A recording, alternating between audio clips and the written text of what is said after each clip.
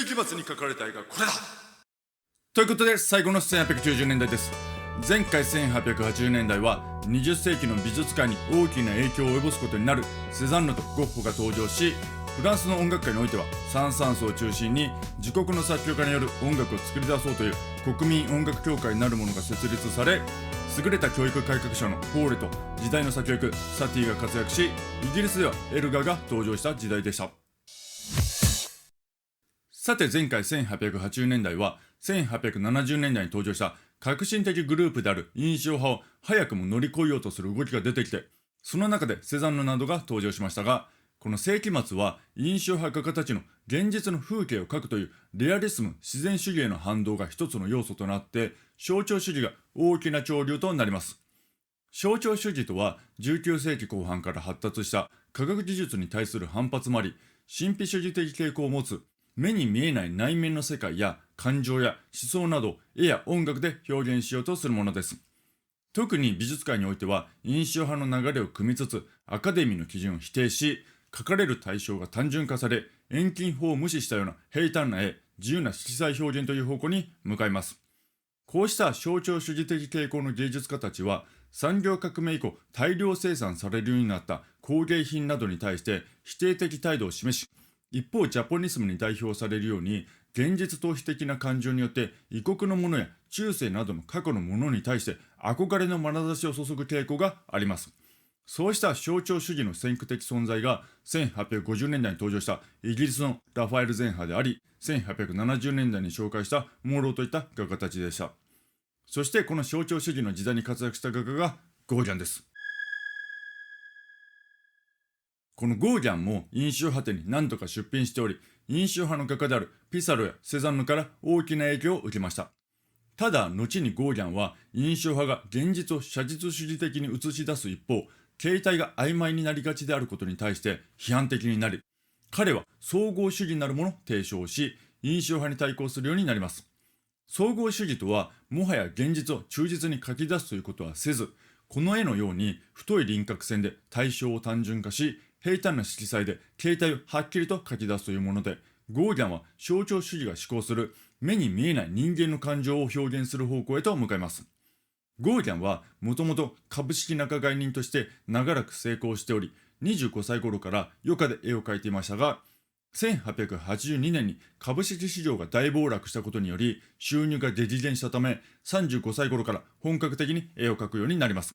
かなり遅いスタートですし、絵を描く動機もそれまでの画家たちとだいぶ違いますね。しかしこんな遅くからスタートして歴史に名を残す画家になったというのはすごいですね。ただゴーギャンは生前画家として大きく成功できたわけではなく、貧困と病気に苦しみながら制作を続けていました。しかも彼は途中破産までしています。そしてゴーギャンがそんな貧乏暮らしに苦しんでいる時に、前回1880年代に登場したゴッホがゴーギャンの絵に感銘を受け、共同生活を送ろうとゴーギャンを誘います。ゴーギャンはその誘いに乗りますが、実際はゴッホの弟からの仕送りで生活が楽になるからその誘いに乗ったという打算的な目論見でした。結構ゴーギャンはこういう悪どいところがあるようです。しかもその共同生活は2ヶ月で破綻し、ゴッホは自分の耳を切り落とすことになります。この時ゴーギャンは40歳です。そしてゴーギャンはその3年後の1891年に人工的な西洋文明から逃れ、自身の画家としての新たな展開を求め、西洋人から見て未開の地であるとされているタヒチへと向かいます。しかし突然タヒチに行くってのはすごい行動力ですよね。そしてその地でゴーギャンは彼から見て純粋無垢と考えられる人々に接することによって、このような後世に残る傑作の数々を生み出していきます。ちなみにこの時代のタヒチはすでにフランスの植民地となっており、西洋化しており、大多数の先住民は疾病で亡くなっているという状況でした。そしてゴーギャンは滞在費が尽きて2年後に一旦帰国し、ようやく展覧会である程度の成功を収めますが、批判的な記事が書かれたこともあり、再度1895年にタヒチに向かいます。その後はゴーギャンの絵の売り上げも伸び、タヒチで結構悠々自適な生活を送れるようになり、現地でそれなりの権威を行使していたようですが、ゴーギャンは何を考えたのか、借金してまで今までより豪華な家を建てようとしたため、当然借金がかさみ、さらに健康状態も悪化し、またも生活が苦しくなります。そしてその後ゴーギャンはタヒチから少し離れたヒバオア島に移り住み、2年後にその地で亡くなります。ゴーギャンは生前は大して評価されず、むしろ画家たちからの評価は悪かったぐらいでしたが、死後名声が高まり、2015年にはゴーギャンの絵が約360億円で落札されるほどになっています。この360億円という破格の額は、現在最も高額な絵のうちの1枚に数えられています。しかし360億円とは凄まじい値段ですね。少し話は変わりますが、現代アートは主に投資目的になっている傾向にある印象を受けます。そしてそういった投資目的での購入の仕方は、作品そのものの良し悪しではなく、どれだけ話題を集めたか、どれだけ高額な値段でオークションで落札されたかで、その作品の価値を決定していく傾向を強めていきます。そして制作者も成功するために、ますますそういった話題性のある作品を多く作るようになっていくと言えます。実際現代アートの傾向としては、いかに話題性があって注目を集められるかの単なるアイデア勝負の作品といった感じで、そこにプラスアルファとして取ってついたようなメディアの受け売り的な船舶な内容による社会批判的なものなどが加えられているといった印象を受けます。しかしそれでもアート作品は音楽のように複製ができないため、投資目的で購入する人が多いので、そういった作品には破格の値段が付けられています。ちなみに現代では音楽もどれだけ売り上げたか、どれだけ再生されたか、どれだけ宣伝して集客できたかなどで評価され、作品そのものが語られていない傾向にあるように思います。そして彼らはもはや音楽とは関係のないミュージックビデオの映像やストーリーの方に力を入れ、肝心の音楽がミュージックビデオの BGM と化していたり、さらにミュージシャンは話題になるために音楽以外のところであの手この手で様々なことをするなど、むしろ音楽はその人の BGM のようになってしまっている傾向にある印象を受けます。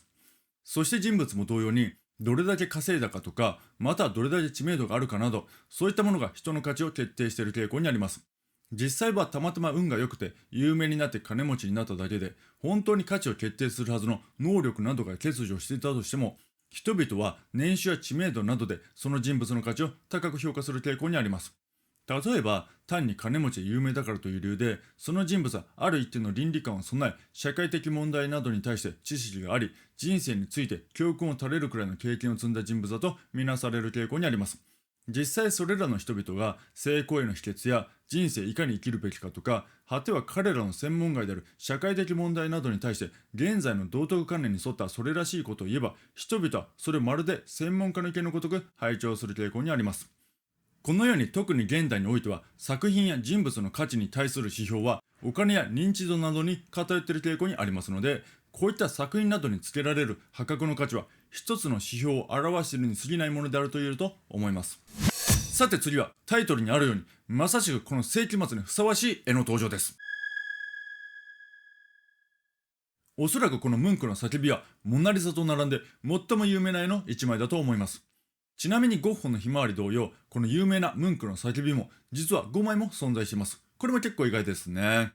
ちなみにこの絵の人物は叫んでいるのではなく、ムンクがある時友人2人と共に散歩をしていたら、急に空が血のように赤く染まり、ムンクは不安に襲われ、そして自然を貫く大きな叫びを感じたので、それに対して耳を塞いでいるというものです。ということで、決して恐怖のあまり顔面蒼白になって叫びを発しているという絵ではありません。ちなみに初のノルウェー出身の画家ですね。作曲家では1860年代に登場したグリーグはノルウェー出身でしたが、やはり19世紀後半は国際色豊かになってきていますね。もう一枚ムンクによる作品です。先ほどの絵と同様、これもかなり独自の画風で相当に時代の先を言ってる作品ですね。しかしこのムンクも印象派の画家たちから大きな影響を受けています。そしてこのムンクは5歳の時に母を亡くし、その後13歳の時にムンクにとって大きな存在であった姉を結核で亡くします。それらのことがその後のムンクの芸術に大きな影響を与えたとされています。実際ムンクは亡くなる前の姉の姿を悲壮的に描いています。しかしムンクの斬新な作品はノルウェーでは酷評され、保守派の評価から激しい攻撃を受けるほどで、自国からは正当に評価されませんでした。そのためムンクはドイツなどを活動の場としますが、この時代の1892年にドイツのベルリンで開催した彼の個展も激しい非難にさらされたため、1週間で打ち切りとなってしまいます。これは後にムンク事件と呼ばれるようになります。しかしこのムンク事件をきっかけに、ムンクを支持する芸術家や批評家も現れるようになり、同時に旧来の保守的な芸術を批判して伝統から脱却しようとするベルリンの若い芸術家たちにも影響を与えました。その後もムンクの絵は巨人のものであるなどと批判され、名前は知られるようになるも絵はほとんど売れずという状況が続いていましたが、後の時代の1900年代に約40歳にしてムンクの個展が大成功を収め、若い画家たちからも熱い支持を受けるようになります。特に19世紀後半はこのように革新的な絵を描く画家たちは長い間評価されず、人生の後半や晩年になってようやく評価されるといったことが多いですね。ちなみにムンクは気に入った作品は求められても売らずに手元に残しておきました。これはそれまでの商売のために絵を描くといった考えとは異なった時代の先を行く感覚と言えるかもしれませんね。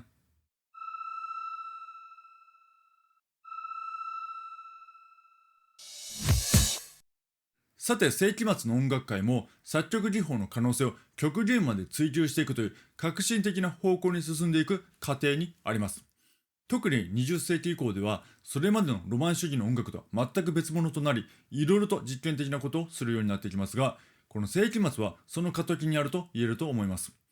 特にこの帝国主義時代のヨーロッパは多くの国を植民地化したことによって、彼らヨーロッパ人は世界中の様々な地域の音楽は西洋音楽とは異なる音階を持っていることなどを発見し、また実際に1889年に開催されたパリ万国博覧会でジャワの音楽に触れるなどして西洋音楽に対する価値観が大きく変動することになります。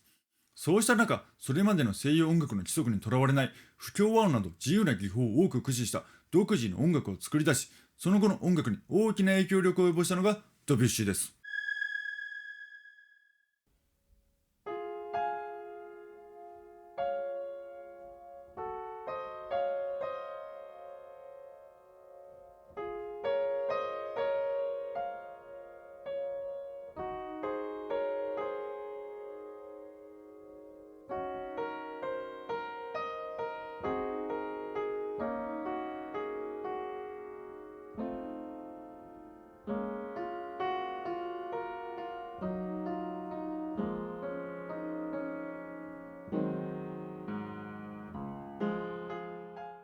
ドビュッシーは象徴主義の詩人に深く影響を受けており、まさしくこの時代にふさわしい作曲家であると言えると思います。ドビュッシーは音楽面では前回1880年代に登場した一人時代の先を突っ走るサティに影響を受け、さらには1860年代に登場したムソルグスキーなどのロシアの作曲家からも大きな影響を受けています。その反面、ドビュッシーは同時代の作曲家などを嫌っていました。彼は最初は熱烈なワーグナーファンだったけれども、ニーチェと同様、その後は熱烈なアンチワーグナーとなり、さらにはチャイコフスキーやブラームスなども認めず、かのベートーベンに対してすら高く評価していませんでした。現代だと過去の有名な作曲家や画家などの作品は問答無用に良いと思わないといけない、その良さを理解しないといけないといった感じですが、このドビュッシーのように当時の作曲家や画家たちは同世代や過去の芸術家たちに高い評価を与えていなかったり嫌っていたりします。それら批判し合っていた芸術家たちを現代ではジッパ一からげに歴史的芸術家としてまとめ、同じレベルにおいて高い評価を下す傾向にあるのは不思議な感じですね。さて、ドビュッシーは先ほどお話しした1889年に開催されたパリ万国博覧会で実際にジャワの音楽、ガムランなどの西洋音楽にはない独特の響きやリズムや音階に触れ、大きな影響を受けたと言われています。そして彼はそれまでの西洋音楽の伝統的な規則などを無視して、西洋音楽では使われていなかった技法などを駆使し、独自の感性に従って作曲しましたが、ドビュッシーは新たな理論を構築するというより、むしろ西洋音楽から理論や規則などをなくした作曲家と言えるかもしれません。そんなドビュッシーが成功したのは次の時代の1900年代からですが、早くも1914年の第一次世界大戦勃発と同時にドビュッシーは大腸がんになり、第一次世界大戦終結の1918年に55歳で亡くなります。このように結構短いキャリアですが、ドビュッシーは20世紀の多くの音楽の分野に大きな影響を与えた作曲家の一人とされています。ちなみにドビュッシーは非社交的でなかなか気難しい性格だったようです。もう一人フランスの作曲家、ジュール・マスネです。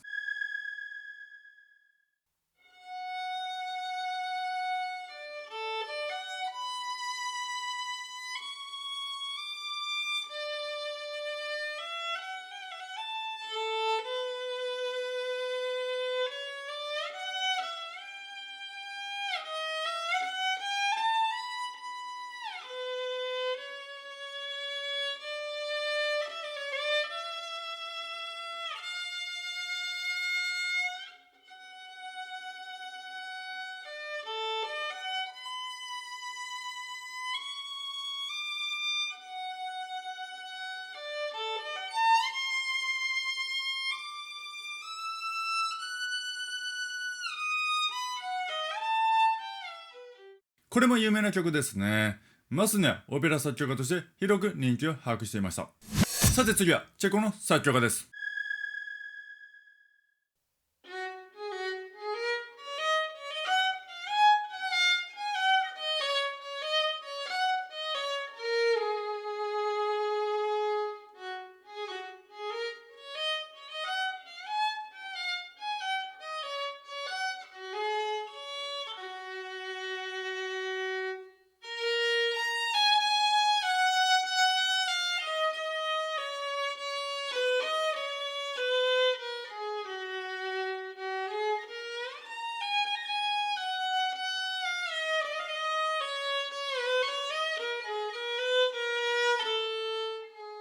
ドボルザークは1870年代に登場した同じチェコ出身の作曲家であるスメタナに教えを受けており、スメタナから大きな影響を受けています。そしてドボルザークはチェコで成功を収めた後、ヨーロッパ中でも名声を博したことで、当時音楽振興国であったアメリカのニューヨーク音楽院から音楽院院長への就任依頼を破格の年俸とともに受け、4年間アメリカに滞在します。そしてドボルザークはその地でインディアンの音楽やアフリカン・アメリカン・スピリチュアルに接することにもなり、数々の傑作を生み出します。そのアメリカ滞在の時に作られた曲がこちらです。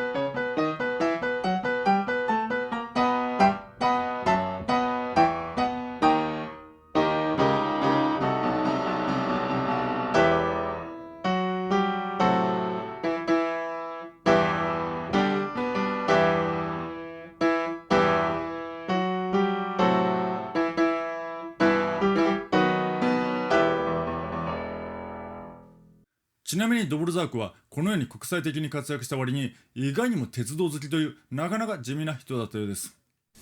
最後にドイツの作曲家リアルト・シュトラースです。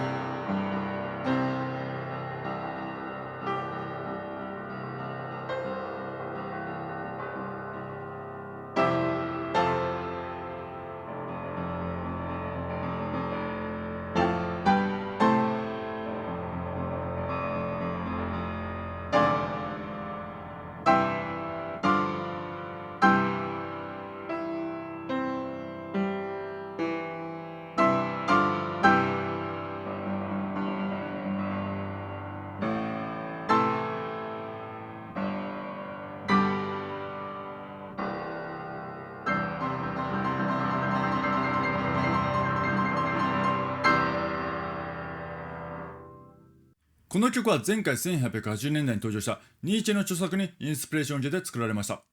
ちなみにリハルト・シュトラースは1860年代に登場したヨハン・シュトラース2世一族とは何の血縁関係もありません。しかもヨハン・シュトラース2世の美しく青きドナウと、このリハルト・シュトラースのザラツストラー各語りは、1968年のスタンリー・キューブリック監督の映画、2001年宇宙の旅で使われています。ちなみに2001年宇宙の旅は死ぬほど眠くなるような映画ですが、当時は映像がすごいなど時代的状況もあって大きな評判となり、今でも名作映画として有名です。個人的なスタンリー・キューブリック監督が過大評価されているような気もします。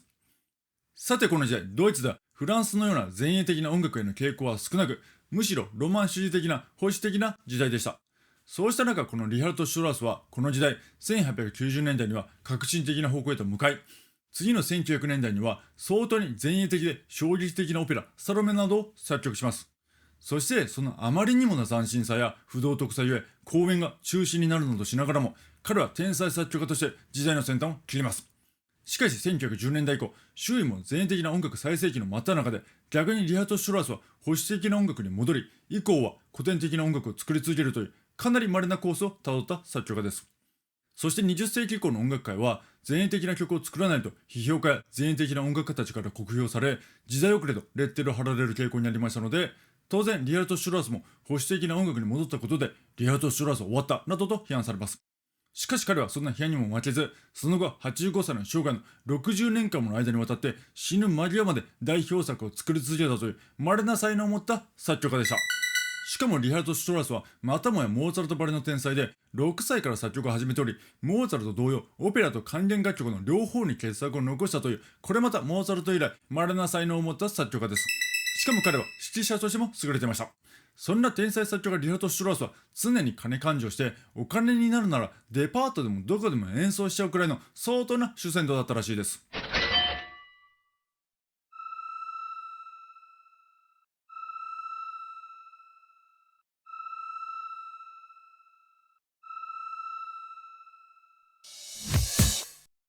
さてこの1890年代には第1回オリンピック競技大会が開催されました。19世紀後半はスポーツが盛んになっており、国内大会や国際大会が繰り広げられるようになっていました。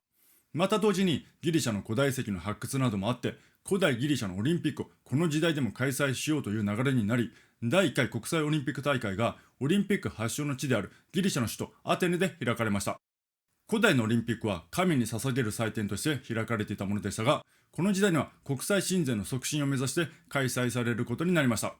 しかし現在では国家ごとに人民のナショナリズム精神を奮い立たせ、彼らにアイデンティティの帰属を再確認させる行事となっており、そのために国同士でメダル獲得数の争いを繰り広げ、さらには相当な商業的な行事となっています。しかし犬や猫よりも走る速度の遅い、おそらく地球上で最も運動神経の鈍い部類の生き物である人間が森林伐採などで広大な土地を破壊してまで大規模な会場を設置して走ったり泳いだりしてスピードを競ったりするのはいかがなもんでしょうかね。住処を奪われる動物たちからしたらかなり迷惑で滑稽なイベントだと思います。これが映画猿の惑星だったら、猿たちが足し算引き算の能力を熱狂的に競うために広大な土地を切り開いて人間の住処を奪うというシーンになりそうですね。そんな感じでこの帝国主義時代のヨーロッパはのんきに平和を享受していましたが、一方世紀末末期にアメリカとスペインの間で戦争が起きます。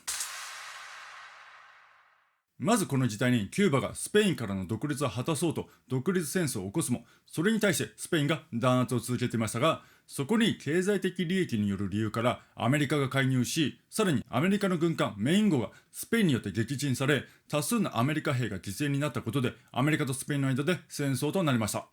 最終的にはこの戦争はアメリカが勝利し、1490年代のコロンブスのアメリカ到着以降、スペイン領となっていたキューバの独立を承認しますが、実質的にはアメリカはキューバを支配下に置き、さらにアジアでの足場を築くためにスペインの植民地化だったフィリピン、グアムを植民地化し、加えてプエルトリコも植民地化して一気にアメリカは強国となります。一方途中から影の薄くなっていたスペインはこれにて植民地帝国の時代が完全に終わりました。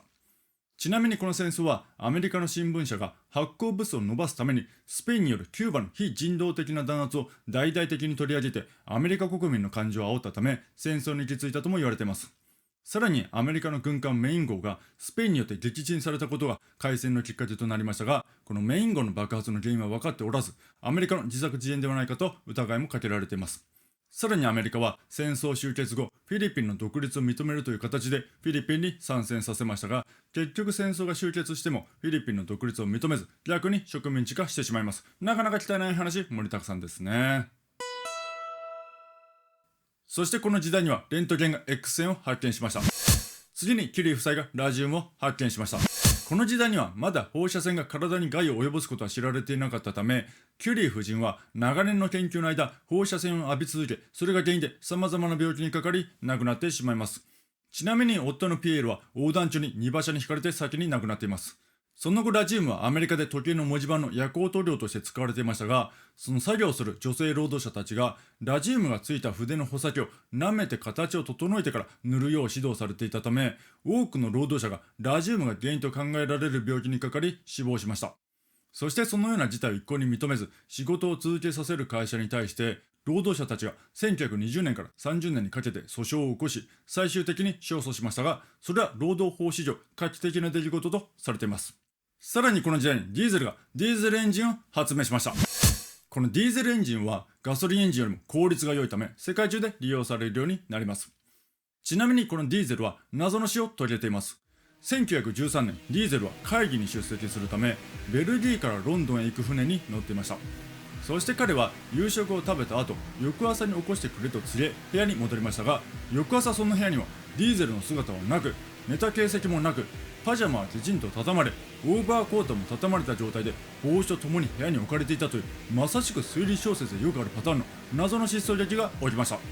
そして10日後にディーゼルはなぜかノルウェーに近い海上で死体として発見されましたが、人相がわからないほどかなり腐敗していたので、死体から回収された持ち物でディーゼルと分かったようです。これは事件だよ和田さんくんレベルの話ですね。自殺なのか、はたまたディーゼルの発明をめぐって軍などによる他殺なのか、未だに不明とのことです。そしてこの時代にフランスのリュミエール兄弟によって世界初の映画が上映されました。この時代はまだサイレントです。ちなみにこの前の年の1894年にエジソンがキネトスコープなる箱型の機械を除くと動く映像が何度もループするのを見ることができるという機械装置を作ってはいました。しかしこのリュミエール兄弟は1895年に現代と同様の巨大なスクリーンに動く映像を映し出して、それを集団で鑑賞するという方式を確立しました。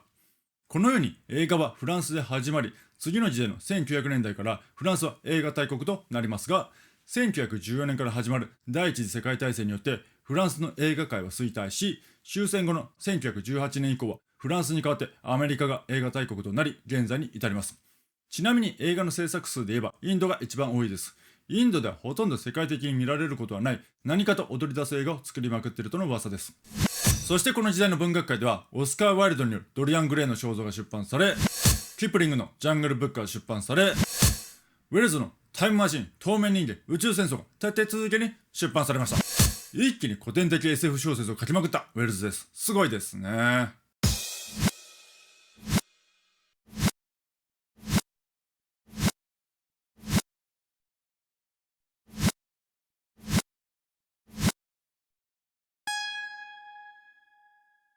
それでは最後にこの時代に書かれた絵を7枚紹介します。最初にはクノップフによる作品です。かなり変わった感じの絵で印象に残る絵ですね。この絵の左側の人物は両性具有的人物と考えられており、そして右側の生き物はスフィンクスであるけれど、体はライオンではなくチーターとなっており、全体的に謎めいた作品となっています。次の絵は珍しくスイスの画家による作品です。なんか微妙にヤバい感じが伝わってくる作品ですね。中央の男性は怪しい黒い塊に驚きもがいてる感じですが、これはホドラー自身の肖像画とされています。ホドラーは貧しい家庭で育ち、さらに幼い時に両親、弟など次々に亡くし、その後も貧困の中で生活を送りますが、50歳近くになってようやく画家として認められました。当時の画家たちはパリに出て活躍することが多かった中、このホドラーは最後までスイスで活動した画家です。しかし当時、スイスの人々はなかなか彼を認めませんでした。そして結局、この絵がパリで認められ、ホドラーは世紀末を代表する画家となり、貧困生活からも抜け出すことができるようになりました。粘りがちのホドラーです。次の絵もかなり怪しいです。この絵の女性は旧約聖書に出てくるイブで、彼女に蛇が巻きついています。そういった解説がないと、まさか旧約聖書のイブが書かれてるなんて思わないですよね。そしてこの絵は当時センセーションを巻き起こし、象徴主義の代表作となりました。そしてシュトゥックも一気に高い評価を受け、経済的に相当に裕福な生活を送れるようになりました。このようにこの時代あたりではたった一つの作品で一躍有名になって、その後は裕福な生活を送れるという現代と似た感じになってきましたね。次の絵は世紀末の大敗的な雰囲気がよく出ています。ロートレックは伯爵家の長男として生まれましたが、14歳から15歳の間に両方の足を骨折してしまい、足の成長が止まってしまいます。そして彼が成長した時の身長は152センチ程度でした。そのせいで彼は差別を受け、父親からも蔑まれるようになります。同時にロートレックは自身と同じく社会から阻害された底辺に生きる人々の場へと出入りするようになり、彼はアルコールに溺れながらキャバレーの踊り子などの姿を多く描きました。この絵の奥から2人目の人物はロートレック自身です。ちなみにこのロートレックは印象派の中でも特に動画の大胆な構図などに大きな影響を受けています。印象派の影響力はかなり絶大ですね。そしてロートレックはポスターを独自の画風によって芸術の域にまで高めたとされています。次はそのポスター芸術の中でも最も影響力のあったミュシャによる作品です。ミュシャはこのように独特で個性ある絵を描くため、一目見てこの人の絵だとわかる感じです。そしてこのポスターはミュシャの出世作です。当時サラベルナールなる舞台女優がすでに成功を収めていた舞台公演を延長することを決定し、その告知としてのポスターを12月末に急遽発注しましたが、主な画家たちはすでに休暇に入っていたため、印刷所で働いていたミュシャが急遽引き受けることになりました。そしてミュシャが制作したこのポスターが街に張り出されると、パリ中で大評判となり、ミュシャは一躍アール・ヌーボーの代表的存在となりました。現在に通じるなかなかドラマチックな成功談ですね。そしてアール・ヌーボーとは新しい芸術を意味するイギリスで起こった運動ですが、後にフランスを中心にヨーロッパ中に波及し、19世紀末ではアール・ヌーボーがヨーロッパ中で流行しました。アール・ヌーボーは象徴主義などからの影響により、機械によって大量生産される工芸品を否定し、中世などへの憧れや異国の美術からの影響のもと、手作業で細かな装飾を施すというものですが、特徴としては花や植物などをモチーフとした曲線的な装飾です。そしてアール・ヌーボーは挿絵や本の装丁、家具、建築に至るまで様々な分野に及びました。もう一枚アール・ヌーボーらしいミュシャによる作品です。従来では装飾の分野は芸術家ではなく職人の扱いでありましたが、こうしたアール・ヌーボーの運動によって芸術家と職人の垣根が取り払われることにもなりました。19世紀は次々にそれまでの伝統的な制度や概念が崩れてきますね。ただこうした装飾的なアール・ヌーボーは1910年代半ば以降には低コストで装飾を排除した機能的なデザインであるアール・デコにとって変わられ、大敗的芸術であると否定的に見られるようになってしまいます。最後にはこちらです。かなり独特な絵ですね。このビアズリーもこのように独創的な絵を描くため、すぐにこの人の絵だとわかる感じです。ビアズリーは日本の木版画に影響を受けており、アール・ヌーボーに大きな影響を与えましたが、結核で25歳という相当な若さで亡くなってしまいます。そしてこの絵は作家オスカー・ワイルドのサロメの挿絵です。当時は大人が読むことを想定した本にもこのように挿絵が描かれていました。現代では大人が読むことを想定した本には挿絵が入っていなく、絵があるのは子供用の本や絵本だけといった感じですよね。そもそも絵本などの子供のための本というものは18世紀頃まではほとんどなく、主に19世紀以降から子供の教育のためという側面もあって盛んに書かれるようになったようです。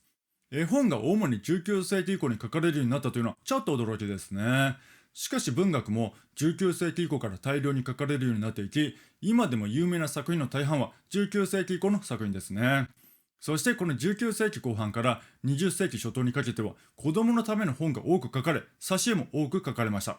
しかし20世紀前半以降、次第に大人は絵に頼らず文字だけで読むという流れになっていき、大人が読むことを想定した本からは挿絵がなくなっていきます。そして一方、絵本の世界にのみ文章と絵が描かれるという形態が残ったようです。ということで1890年代は象徴主義時代の代表的画家であるゴーギャンが登場し、ムンクの叫びで有名な独自の画風を持ったムンクが登場しました。そして音楽界ではドビュッシーが多くの革新的な技法で後の音楽全般に大きな影響を及ぼすことになり、同じフランス出身のマスネ、そしてアメリカでも活躍したドボルザークに相当に前衛的でありながら途中で古典に回帰した天才かつ主戦度のリアルト・シュトラウスが活躍していました。そしてアメリカ・スペイン戦争が起き、アメリカが大国となります。さらに第1回オリンピック競技大会が開催され、レントゲンが X 線を発見し、キュリー夫妻がラジウムを発見するなど科学もかなり近代的になりました。そして謎の死を遂げたディーゼルがディーゼルエンジンを発明し、さらに映画がフランスで誕生し、文学でオスカー・ワイルドや SF 小説家のウェールズが活躍していた時代でした。これにて1800年代から1890年代の19世紀も終わりです。19世紀前半はベートーベンとナポレオンの登場で新たな世紀の幕開けを告げ、美術も音楽もロマン主義の時代となり、社会はナショナリズム思想が浸透し、立て続けに社会的な革命が起きた時代でした。そして文学も多く出版されるようになりました。後半は美術界に大きな革命が立て続けに起き、音楽界も革新的な方向に進んでいきました。そして活躍する芸術家たちもナショナリズム思想に燃えながら国際的になっていきます。一方社会はそれまでのナショナリズム思想が結実し、他国を植民地化する帝国主義の時代となり、ヨーロッパにおいては平和を享受する時代となりました。そして現代社会を築くことになる科学的発展や発明が相次いで起きるという、まさしく激動の時代でした。次回は今までの簡単な振り返りをして終わります。それでは。